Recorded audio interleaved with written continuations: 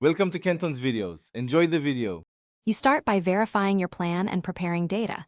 This matters because automation needs tags and fields to route subscribers. Once done, import or tag a test list so you can trigger actions immediately. Now create a new automation workflow and choose the first trigger: subscriber joins group, link clicked, or custom event, because triggers control flow. Make sure to name the workflow clearly and save. This avoids confusion later when you add conditions and actions. Begin with a simple trigger to validate behavior. Once your trigger is active, build the middle logic. Add delays to space messages and insert conditions to branch by tag, activity, or custom field. This controls who sees what and when. Then attach actions.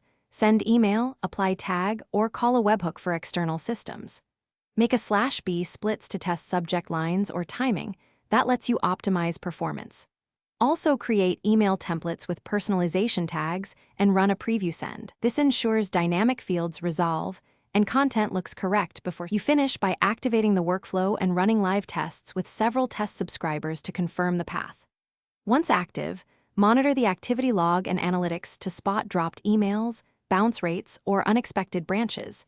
Make sure to adjust delays, sending limits, and retry settings if needed. If something fails, first check tags and trigger condition logic, then verify email content and personalization. Finally, inspect webhooks or API responses for errors. Fix mapping or authentication issues and rerun tests to confirm resolution. Thanks for watching. Consider subscribing if we helped you.